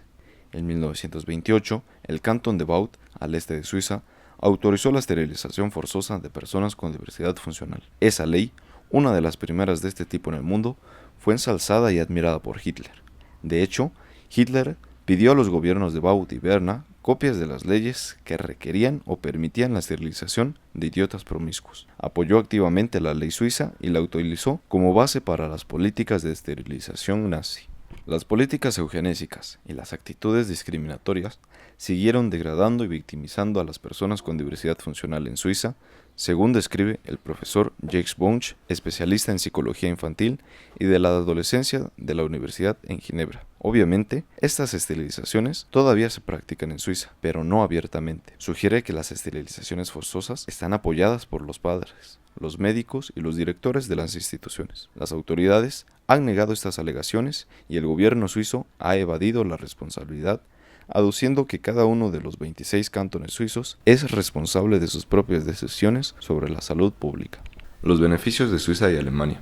La maquinaria de guerra nazi, la industria alemana y entidades suizas se beneficiaron sustancialmente de la persecución y explotación de las personas con diversidad funcional. Los aspectos económicos de la eutanasia de los diversos funcionales crónicos se discutieron ampliamente. Eran tiempos de guerra, los presupuestos eran muy altos, los déficits eran extraordinarios, los recursos sanitarios eran limitados. Se argumenta que los gastos del cuidado de la larga duración de los pacientes, que podrían no volver a ser nunca ciudadanos productivos, tenía muy poco sentido en términos de coste-beneficio, comparados con los programas de salud pública para mantener sanos a los capaces. Había que racionalizar los escasos recursos sanitarios. Pie de página. Hugh Gallagher, Blackbeard Flight Away, Disabled and Able-Bodied World, página 227. La creencia de que las personas con diversidad funcional eran categóricamente improductivas y pobres es falsa. Muchas personas con diversidad funcional llevaban vidas normales con sus familias, hogares, propiedades y negocios. El expolio nazi de las personas con diversidad funcional contribuyó de múltiples maneras al esfuerzo bélico nazi y enriqueció al régimen nazi. Relojes de oro, monturas de gafa y otros bienes personales fueron saqueados de las víctimas. Sus cuerpos fueron utilizados para la investigación médica. Los familiares de las víctimas fueron forzados a pagar gastos fraudulentamente y los ahorros derivados de asesinar, en lugar de apoyar y cuidar a las personas con diversidad funcional, fueron contabilizados. Las personas con diversidad funcional fueron obligadas a trabajar en el periodo nazi en instituciones, en campos de concentración y en industrias locales que trabajaban para la industria militar del gobierno alemán. Todas esas atrocidades tuvieron el apoyo y la colaboración de instituciones suizas. Explotación y saqueo. Los nazis saquearon las propiedades y los bienes de las personas con diversidad funcional.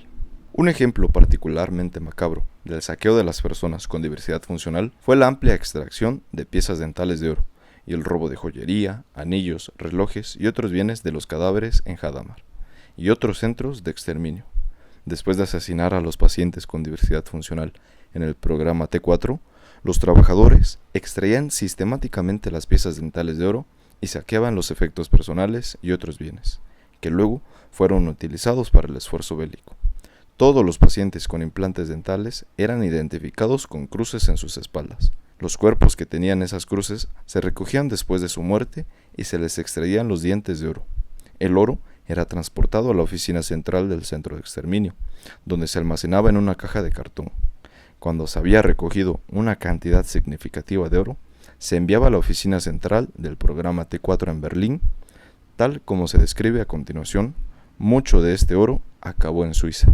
Además de la extracción sistemática de los objetos valiosos de los diversos funcionales asesinados, los trabajadores de los centros de exterminio mataban a menudo a pacientes con el único objetivo de robarles sus bienes. Algunas veces, los trabajadores de los centros simplemente querían poder tener acceso a un reloj, un traje bonito o un buen par de zapatos que pertenecían al paciente, y para satisfacer su codicia, lo asesinaban.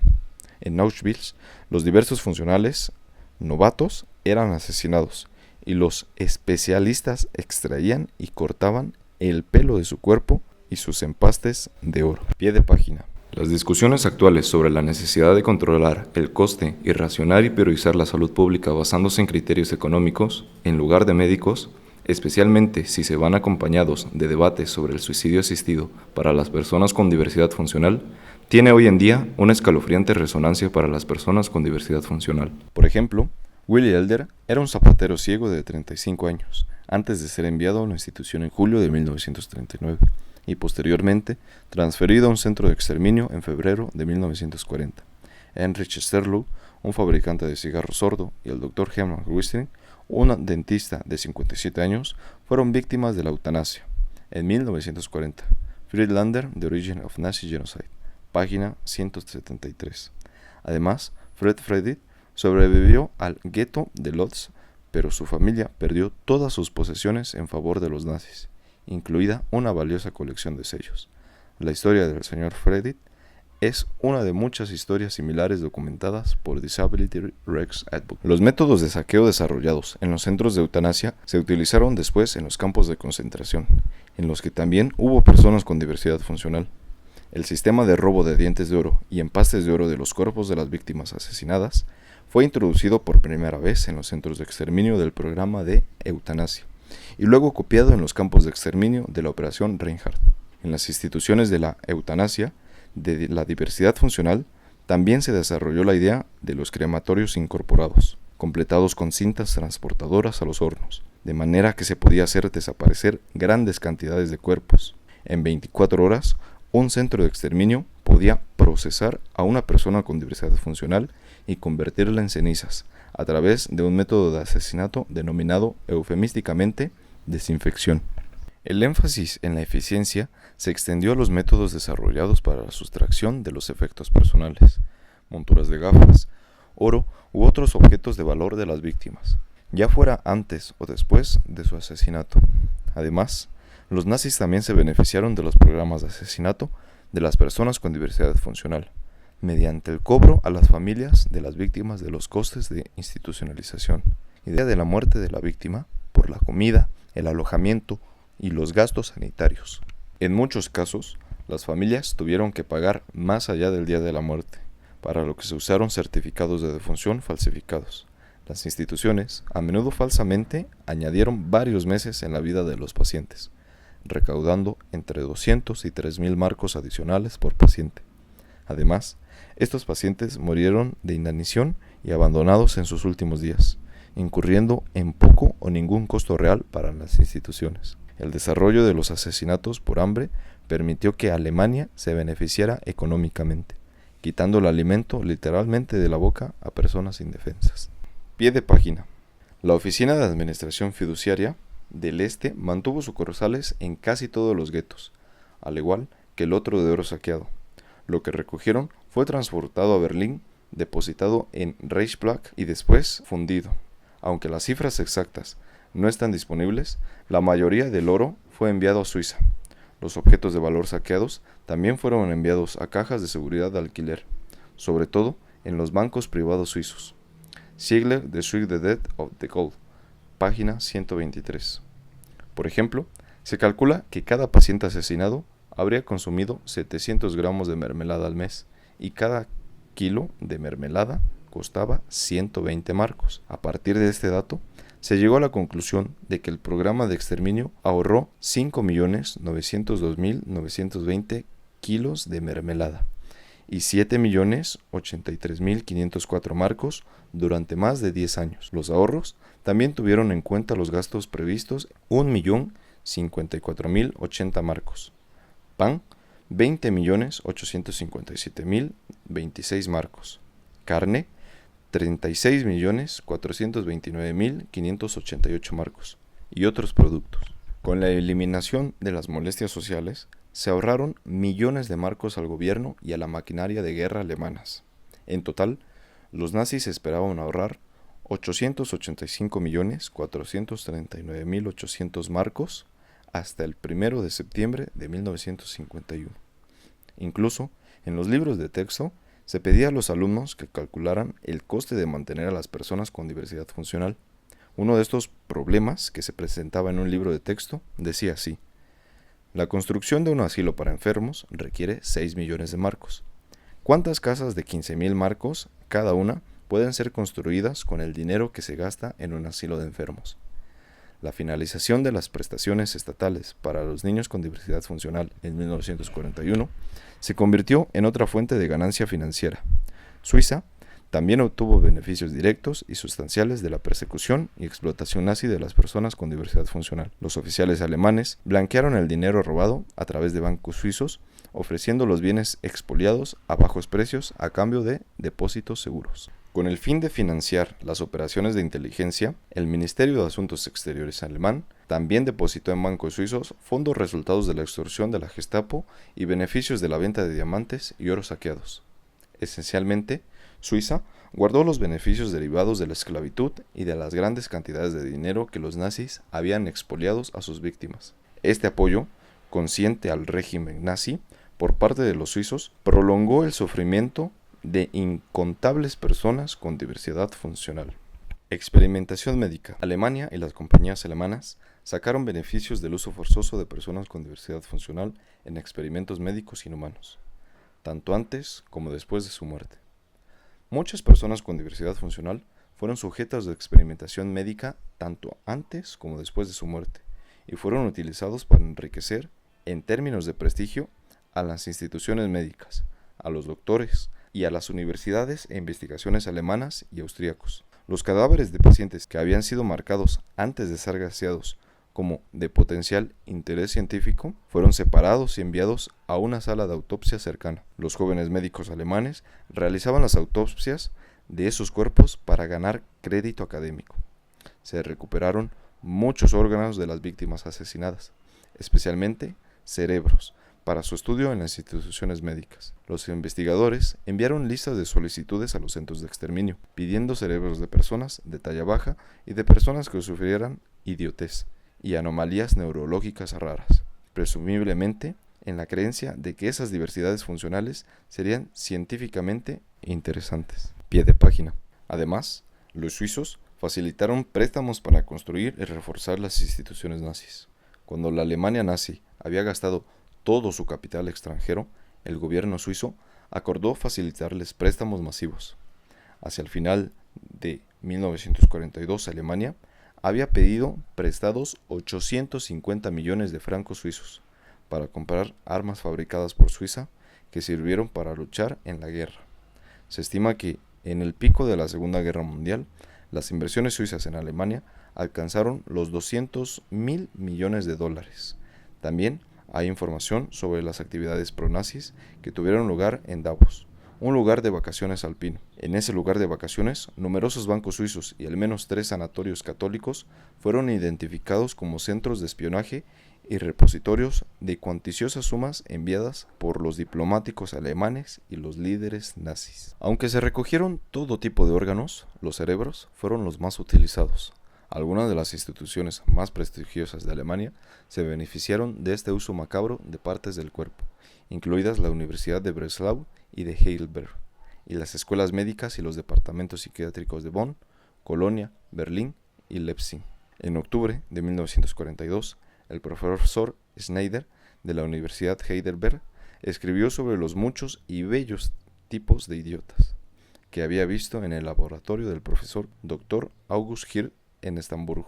En enero de 1943, solicitó los cerebros de los niños asesinados en el asilo de Eichberg. El 9 de marzo de 1944, el profesor Halover Border, del Instituto Kaiser Wilhelm de Investigación del Cerebro de Berlín, acusó recibo de 697 cerebros extraídos de víctimas con diversidad funcional asesinadas en Brandenburg-Gorden. Un poco más adelante, en el mismo año, el profesor Schneider se quejó de que Eichberg no le enviaba más cerebros y sugirió que a fin de incrementar el material, había llegado el turno de los niños con diversidad funcional del Instituto Herten. Además, los historiadores han revelado que en las investigaciones del neurólogo nazi Heinrich Gross se basó en los cerebros conservados de niños asesinados porque eran considerados como discapacitados o antisociales. Los médicos acusados de los asesinatos de niños con diversidad funcional durante el periodo nazi utilizaron los restos de las víctimas para la investigación hasta mediados de los años 1960. Las personas con diversidad funcional también fueron objeto de horribles experimentos médicos cuando aún estaban vivas. Paul Nietzsche, una figura clave en los programas de eutanasia, escribió el 18 y el 20 de septiembre de 1941 que el asilo de Gorden era adecuado para el estudio de los débiles mentales y los epilépticos antes de su desinfección, la palabra clave para el gaseado. También se llevaron a cabo experimentos macabros con las personas con diversidad funcional que estaban en los campos de concentración.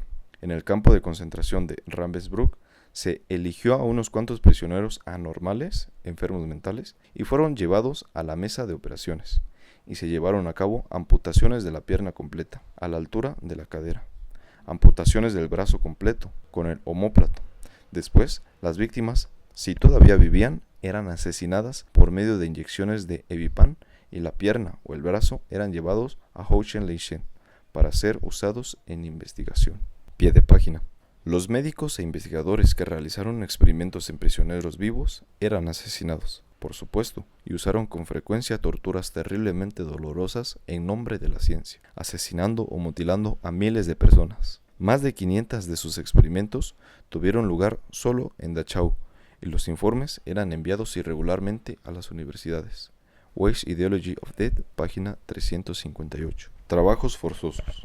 Las personas con diversidad funcional fueron sometidas a trabajos forzosos en instituciones, y a las personas con diversidad funcional que no estaban institucionalizadas fueron sometidas a trabajos forzosos en los territorios ocupados por los nazis y en otros lugares. Contrariamente a lo establecido por la propaganda nazi, que presentaban a las personas con diversidad funcional como no productivas y una carga para la sociedad, un número importante de personas con diversidad funcional fueron obligadas a trabajar y fueron explotadas, tal como se describe a continuación.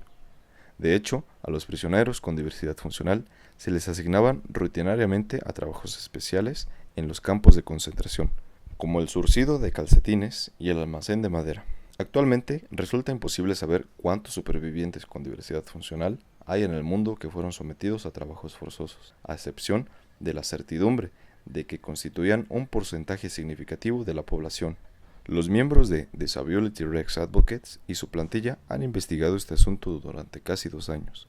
Sin embargo, los archivos principales de los supervivientes del Holocausto, como los que mantienen Yad Vashem, el Simon Wiesenthal Center y la Shoah Foundation, no utilizan la diversidad funcional como índice de búsqueda. Los registros orientados a la diversidad funcional son prácticamente inexistentes y, como se ha indicado previamente, los investigadores han ignorado este tema. Además, la esterilización forzosa de personas con diversidad funcional dictada por Hitler evitó una generación entera de herederos, y la vergüenza percibida e interiorizada por aquellos que fueron esterilizados ha impedido que las víctimas den un paso adelante. Además, los trabajadores de algunas plantas, como I.G. Farber, tuvieron una esperanza de vida de 2 o 3 meses. Weiss's Ideology of Death, página 349. De hecho, el punto hasta el que una persona con diversidad funcional era capaz de trabajar fue a menudo un factor crucial que determinó si la persona vivía o moría. La mayor parte de las personas con diversidad funcional eran capaces de llevar a cabo al menos algún tipo de trabajo manual, y como muchos judíos, fueron mantenidas con vida y explotadas laboralmente antes de ser asesinadas. En diciembre de 1941, Cuando empezó el primer gaseado en masa, equipos de médicos itinerantes ayudaron a seleccionar quiénes podían trabajar o debían ser asesinados inmediatamente. Algunos médicos estaban más que deseosos y los miembros de la SS tuvieron que decirles que no condenaran a demasiados, ya que alguien tenía que hacer el trabajo. El operador de la prensa mecánica, que tenía solo un brazo, que aparece como trabajador de la película La lista de Schindler, es un símbolo contemporáneo poderoso de todos los hombres y mujeres con diversidad funcional cuyo trabajo fue explotado durante el periodo nazi. Pie de página. Por ejemplo, J.G. Farben destruyó los registros de su campo de concentración en 1944, justo antes de que los rusos llegaran a Auschwitz. Ideology of Death, página 391. Las personas con diversidad funcional eran consideradas una buena fuente de trabajo, porque muchas de ellas estaban encerradas en instituciones. Podían ser identificadas y localizadas a través de las instituciones en las que estaban encerrados, y podían ser agrupadas rápidamente en grupos, tanto grandes como pequeños, para realizar trabajos industriales o de otro tipo. Por ejemplo, en 1941 y 1942, el hospital Meserit Oberwalde, en la provincia rusa de Pomerania, recibió pacientes con diversidad funcional en transportes desde no menos de 26 ciudades alemanas. Los trabajadores asesinaron solo a aquellos pacientes que no podían trabajar, además de a los pacientes que eran problemáticos. Además, los trabajadores esclavos se importaban a menudo desde el este y luego eran asesinados una vez que la enfermedad o la diversidad funcional llegaba a un punto que les impedía trabajar. Como resultado de las deplorables condiciones de vida y laborales, muchos Ostarbeiter, trabajadores forzosos importados de Polonia y la Unión Soviética, contrajeron tuberculosis y no fueron capaces de trabajar. Estas personas fueron etiquetadas como mentalmente enfermas y fueron enviadas a las instituciones de exterminio donde según llegaban les ponían inyecciones letales. Además, tanto antes como después de la creación del programa de eutanasia, Acción T4, la utilización de pacientes institucionalizados como mano de obra forzosa era una práctica ampliamente aceptada, a menudo bajo la rúbrica de terapia. Por toda Alemania, en docenas de instituciones diferentes, las personas con diversidad funcional eran rutinariamente sometidas a trabajos forzosos. A juzgar por los informes anuales de los asilos, a mediados de 1930, una gran mayoría de pacientes eran dedicados a trabajos prácticamente impagados, un hecho que contradecía totalmente la proclama constante de que los camaradas nacionales sanos tenían que arrimar el hombro para soportar la carga de mantener las improductivas existencias lastre, en los que eran denominados asilos de lujo. Cuando empezaron los asesinatos en masa de personas con diversidad funcional, el personal del programa T4 demandó el trabajo productivo de los pacientes que quedaban, y las decisiones de asesinar a los pacientes con diversidad funcional se basó en gran medida en su capacidad de trabajar. A los médicos les mandaban un cuestionario en el que se les pedía específicamente que clasificaran a sus pacientes con diversidad funcional en función de sus capacidades de trabajar. La política del programa T4 solicitaba a los médicos que informaran si los pacientes con características determinadas no eran capaces de trabajar en una institución o hacer trabajos rutinarios. Como resultado de esas políticas, las personas con diversidad funcional institucionalizadas se dividían en tres categorías. 1. Incurables pero todavía capaces de trabajar. 2. Capaces de trabajar como parte del tratamiento. Y 3. Incurables y ya no capaces de trabajar. El trabajo se definía de manera amplia. Incluía trabajo mecánico simple, que incluía pelar patatas y hortalizas, construcción de cajas de cartón sencillas, bolsas de papel y esteras, etc. Dado que la capacidad de trabajar era el criterio individual más importante de selección sobre quién debía vivir y morir, los pacientes productivos escaparon del programa T4, al menos durante un tiempo, de manera que su trabajo podía ser utilizado para alimentar la maquinaria de guerra alemana. Por ejemplo, más del 80% de los pacientes de Kaufbeuren-Hirse realizaban parte del trabajo a cambio de dulces, material de fumar o pequeñas cantidades de dinero de bolsillo. Además, el trabajo no pagado de las personas con diversidad funcional permitía a las instituciones ahorrar en trabajos asalariados y en los gastos en calmantes, ya que los hombres y mujeres, cuando están agotados físicamente, tienden a no ser rebeldes. No solo muchas instituciones ahorraron dinero, sino que se aprovecharon de este trabajo forzoso. Por ejemplo, Efteling Har tenía 458.691 hectáreas de terreno cultivado. Las instituciones también subcontrataban el trabajo de las industrias locales, como por ejemplo las fábricas de puros. Las instituciones de la eutanasia eran muy similares a los campos de concentración en objetivos y condiciones. Después de la guerra, una persona que estuvo en la institución Eichberg testificó que las experiencias que tuvo en Eichberg fueron tan terribles como su encarcelamiento en los campos. Tanto las instituciones de personas con diversidad funcional como los campos de concentración tenían trabajos forzosos, crematorios incluidos, cámaras de gas disfrazadas como duchas, experimentos médicos horribles y salas de hambre. Ambos estaban diseñados para los asesinatos en masa, con el fin de purificar la raza. Por estas similitudes, el estrés que experimentaron los pacientes no se diferenciaba mucho de los prisioneros de los campos. Por ejemplo, Selmarese, un paciente de 18 años del centro de exterminio de Hadamar, se escapó de su grupo de trabajo mientras trabajaba en el estado de Schneffenhausen. Trabajó más de un año antes de sus intentos repetidos de escapar. Sus amenazas de contar cosas sobre el asilo le llevaron a ser asesinado en 1943. Mina H., una mujer alemana aterrorizada hasta la médula por los ataques aéreos, fue enviada de manera forzosa a una institución mental donde cosía los bordes de las mantas.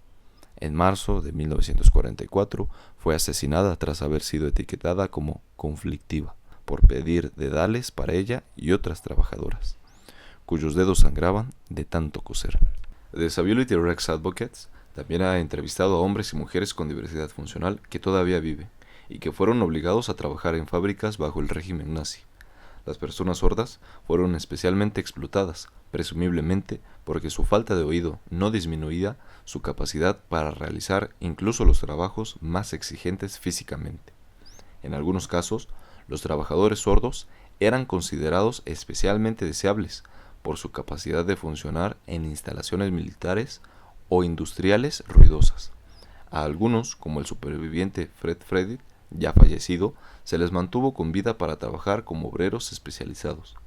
El señor Freddy había sido entrenado como sastre y fue utilizado por los nazis para alterar los uniformes de los soldados nazis muertos para los nuevos reclutas.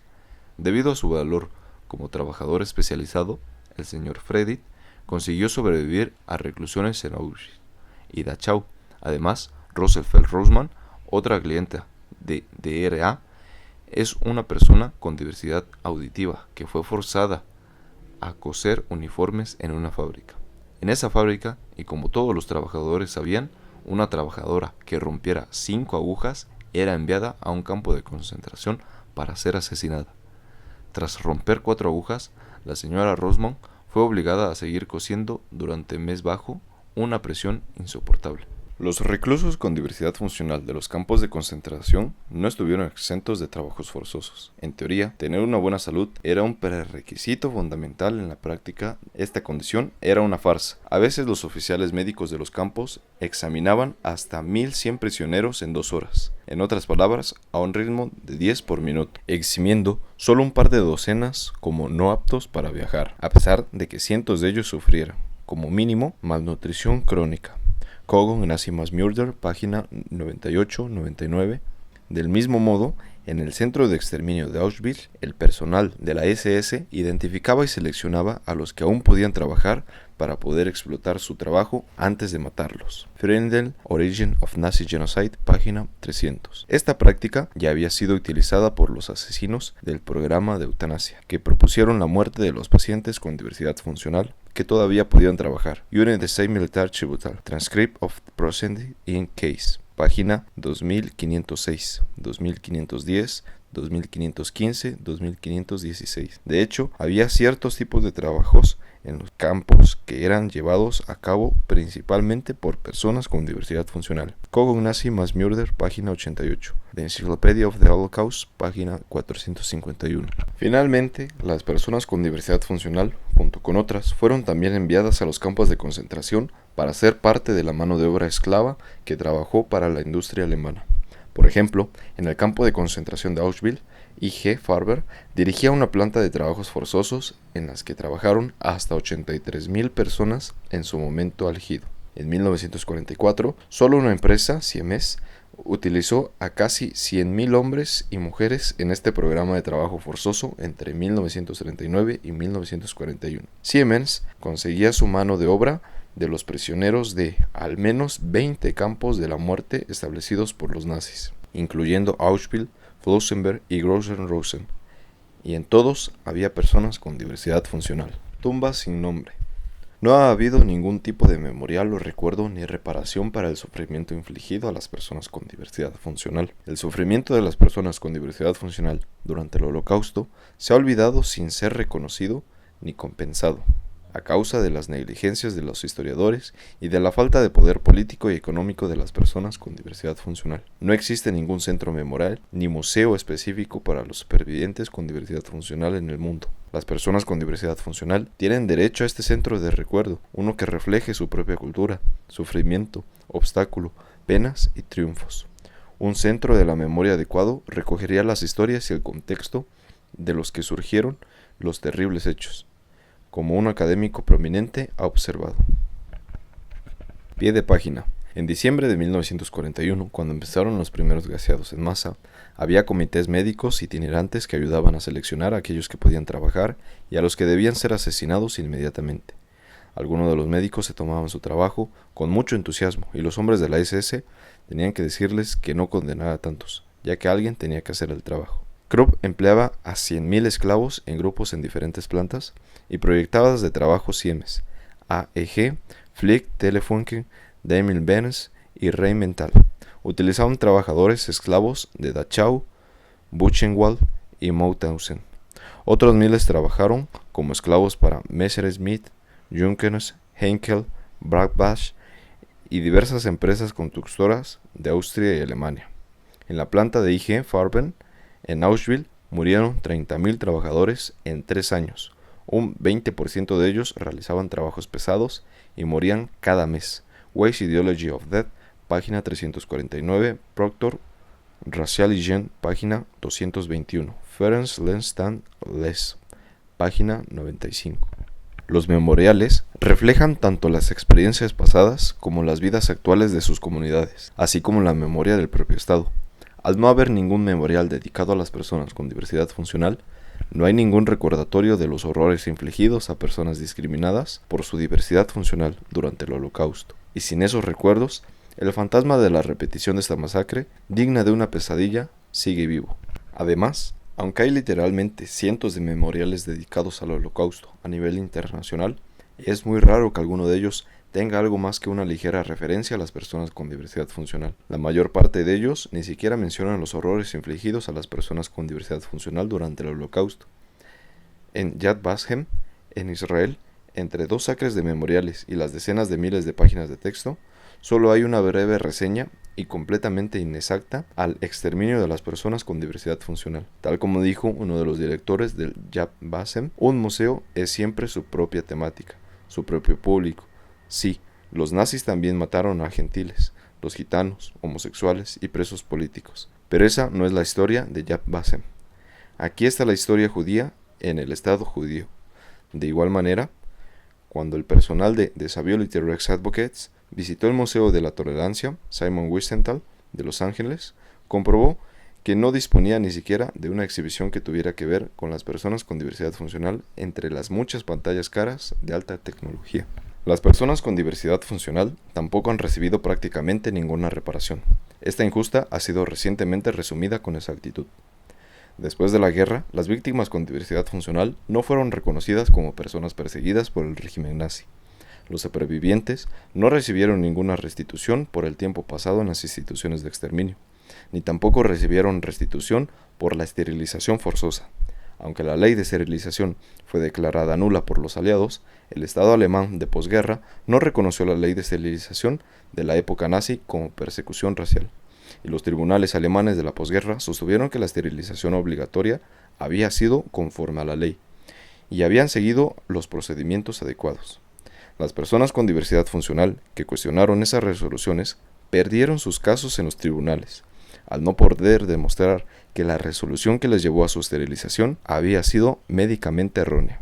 El recurso de una persona sorda esterilizada fue rechazado en 1950 después de que 2 médicos certificaran ante los tribunales que el informe original de sordera congénita había sido correcta. En 1964, el recurso de restitución de una persona esterilizada que durante el periodo nazi había sido estudiante en la antigua institución israelita para sordos de Berlín fue denegado. Pie de página. Una búsqueda superficial en Internet de los centros del Holocausto y sus organizaciones da como resultado más de 200 de esas entidades solamente en los Estados Unidos. El tribunal alemán de posguerra encontró que mientras que la parte apeladora, como judío, pertenecía a un grupo reconocido como perseguido bajo la ley de restitución, pero su esterilización como persona sorda no constituía un delito de persecución nazi. A día de hoy, el Estado alemán no ha reconocido plenamente ni ha compensado a las personas con diversidad funcional, incluidas las personas sordas, por su persecución durante el periodo nazi. Una corte de reparación declaró que las víctimas con diversidad funcional eran personas por debajo del nivel de cifras. Otra corte no quiso castigar a los que actuaron en el programa de eutanasia, porque la eutanasia había tenido sus partidarios antes del régimen nazi, y por lo tanto el acto no era punible, como un crimen específicamente nazi. De vez en cuando se hacen esfuerzos para expandir las directrices de una ley de 1953, para apoyar a aquellos que fueron víctimas de las políticas de esterilización y eutanasia. Todos ellos han fracasado. La negación continua hasta el presente. Las personas con diversidad funcional fueron designadas como uno de los 5 grupos de víctimas, pero fueron completamente ignoradas en el proceso de notificación de Inre-Holocaust Victim Assenwesenbau, et al., Union Bank of Switzerland, et al. Las notificaciones en litigio Holocaust Victim Assets puede haber sido la más amplia y extensiva que se haya hecho jamás. Los administradores de notificaciones anticiparon que se gastarían 2 a 3 millones de dólares en notificaciones solo para organizaciones judías. Otro $500,000 fue asignado para llegar a las organizaciones romaníes y los medios de comunicación. Sin embargo, no se asignó ni un solo dólar para notificar a organizaciones que estuvieron al servicio de personas con diversidad funcional. Además, no se hizo ninguna provisión de fondos para notificaciones en braille, TTI, disquetes, letras grandes para personas con diversidad visual o tecnología informática accesible para personas con diversidad funcional. El plan también indica que los administradores de notificaciones tenían intención de contactar con 6.000 organizaciones judías de todo el mundo y quizás hasta 500 organizaciones romaníes. Sin embargo, ninguna organización de personas con diversidad funcional fue jamás consultada o informada sobre el procedimiento de notificación. Conclusión: recordar el pasado, afrontar el presente, construir el futuro. Olvidar el exterminio es parte del propio exterminio. Jan Baudrillard. La discriminación de las personas con diversidad funcional no se acabó con el Holocausto. Al día de hoy, las personas con diversidad funcional de todo el mundo están sujetas a los mismos mitos y estereotipos deshumanizantes y falsos, que hicieron posible su esterilización, explotación y exterminio durante el periodo nazi. Los daños que se infligieron son todavía más reseñables porque a pesar de que las personas con diversidad funcional constituyen una minoría vergonzosamente negada en prácticamente todos los países del mundo, constituyen un grupo muy grande. Se estima que un mínimo del 16% de cualquier población nacional tiene una o más diversidades funcionales, y en muchos países este porcentaje pasa del 20%. Sin embargo, las personas con diversidad funcional todavía afrontan situaciones horribles que van desde el desempleo masivo hasta las condiciones casi carcelarias en las instituciones. A menudo se abusa de ellas y no reciben atención. Como consecuencia, tienen que seguir batallando por su dignidad y sus derechos humanos más básicos. Esto sigue siendo cierto en Alemania contemporánea, en la que a muchas personas con diversidad funcional se las trata como ciudadanos de segunda clase y se las ve como cargas e inconvenientes. Las actitudes discriminatorias han dado lugar a actos violentos que incluyen insultos públicos, acosos, ataques, palizas y asesinatos. Los neonazis skinheads han liderado el abuso. Los informes prueban que los neonazis han pegado a un hombre ciego hasta matarlo, dado una paliza a 5 niños sordos, arrojado a un hombre en silla de ruedas escalera abajo en el metro y han gritado pullas tales como «En Dachau han debido olvidarse de ti» y como Hitler habría sido gaseado. El Journal of the British Council of Organization of Disabled People informa de que 1.000 alemanes con diversidad funcional han sido acusados verbal o físicamente en un solo año. Además, la policía alemana no siempre documenta los crímenes de odio o no refuerza el cumplimiento de leyes que aseguren el empleo de personas con diversidad funcional. Como resultado de esta discriminación, algunas personas con diversidad funcional tienen miedo de salir de sus casas. Algunas de esas actitudes dañinas no están limitadas a Alemania. En todo el mundo, las personas con diversidad funcional son marginadas y están en peligro. Afrontan múltiples barreras y actitudes sociales discriminatorias. Por ejemplo, en la Europa Central y del Este, en las que tuvieron lugar las atrocidades nazis, el uso del transporte público es inaccesible para las personas con diversidad física y casi no existe transporte alternativo. Se han hecho muy pocas adaptaciones para personas sordas o ciegas. Los botones de ascensores en braille o las señales auditivas en los semáforos apenas existen.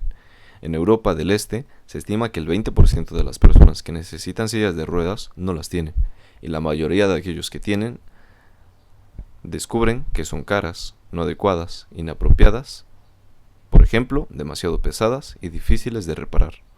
Resumiendo, los programas llevados a cabo por los nazis para exterminar y explotar a las personas con diversidad funcional son parte de un legado de discriminación hacia las personas con diversidad funcional que sigue existiendo e invadiendo la sociedad de hoy. Por lo tanto, el holocausto de las personas con diversidad funcional debe ser observado en un contexto más amplio que enlaza realidades pasadas y presentes y futuras. El Holocausto fue una catástrofe moral y del mal que sigue siendo una llamada del recuerdo. El recuerdo de un pleno reconocimiento de la persecución a sangre fría de cientos de miles de víctimas con diversidad funcional aniquilados por la pesadilla nazi. El mal infligido durante el Holocausto no fue solo físico y financiero, fue un esfuerzo de eliminar un tipo de seres humanos basándose solo en su diversidad funcional. Las personas con diversidad funcional que durante el Holocausto fueron esterilizadas se les avergonzó para siempre. Aquellas que fueron exterminadas fueron silenciadas para siempre, y todas ellas merecen el recuerdo y el reconocimiento. El Holocausto, que es ahora parte de la historia compartida de las personas con diversidad funcional, debe servir como advertencia tanto a las personas con diversidad funcional como a todos aquellos que se preocupan por la libertad, la justicia, la igualdad y la resolución de los dilemas sociales, éticos y morales, que surgen inevitablemente cuando las naciones, sociedades, comunidades y barrios no consiguen reconocer que la naturaleza de la humanidad está presente en todos los seres humanos. Pie de página. Las personas con diversidad funcional no se pueden sentir seguras cuando, en 1999, se les concedió a Peter Singer la plaza de profesor en la Universidad de Princeton. El señor Singer argumenta que, en algunas circunstancias, no hay ningún problema ético para matar a niños con diversidad funcional, tales como las personas con síndrome de Down o espina bífida. Ha escrito frases como: matar a un bebé defectuoso no es moralmente equivalente a matar a una persona. Algunas veces ni siquiera es algo malo. Life and Death of Principet, Newsweek, septiembre 13, 1999. Las personas con diversidad funcional quieren las mismas cosas y sueñan los mismos sueños que los demás. Esperan una buena educación, una buena oportunidad laboral y una oportunidad de participar en la vida de su comunidad. Quieren ser, y a menudo son, padres, artistas, profesionales como consumidores, profesores, hombres y mujeres de negocios y contribuyentes a la hacienda pública. Las barreras más grandes, tanto físicas como de actitud, que afrontan las personas con diversidad funcional, no surgen de la diversidad funcional individual, sino de construcciones sociales arbitrarias que pueden y deben ser cambiadas para dar cabida al espectro completo de capacidades humanas. Además, promover la plena participación de las personas con diversidad funcional es algo que conviene a toda la sociedad. Los hombres y mujeres con diversidad funcional pueden contribuir de manera significativa en todas las áreas de la vida contemporánea. Cualquier nación que ignora o rechaza este recurso lo hace con riesgo para sí misma. Las estimaciones de Naciones Unidas son que el 25% de las familias de todo el mundo están afectadas por la diversidad funcional. Cualquier política pública que ignora o marginaliza a un grupo tan grande y heterogéneo no puede ser considerada sólida. Por último, el sufrimiento de la comunidad de personas con diversidad funcional no debe ser nunca excluido o minimizado a la hora de contar la historia del Holocausto. Tal como la comunidad judía reconoce desde hace mucho tiempo, la clave para el nunca más está en nunca olvidar. Reconocer plenamente las atrocidades cometidas contra hombres y mujeres y niños con diversidad funcional no resta valor a la agonía y sufrimiento de otras incontables víctimas del Holocausto. Hay suficiente dolor para todos. El mundo nunca ha sufrido una pérdida tan devastadora como la causada por el Holocausto. Sin embargo, mientras la historia no reconoce la persecución de las personas con diversidad funcional, no podemos asegurar que no se repita. Pie de página. El número de supervivientes del Holocausto de la diversidad funcional es muy difícil de estimar, y siempre es subestimado. Los supervivientes de la Europa central y del Este están tan aislados, dispersos e institucionalizados y son muy difíciles de contactar, especialmente con los recursos limitados de los que dispone la comunidad de la diversidad funcional. Los intentos de localizarlos son también muy difíciles en este contexto de acontecimientos que tuvieron lugar hace más de 50 años y han sido casi completamente olvidados debido a una extraordinaria negligencia de los historiadores a la hora de recopilar los horrores infligidos por la Alemania nazi a la población con diversidad funcional. Además, numerosos registros han sido destruidos o alterados, y muchas víctimas no han vivido para contar sus historias. Los bancos de datos actuales sobre el Holocausto y sus instituciones no resultan útiles porque dichas instituciones no han indexado o categorizado por diversidad funcional.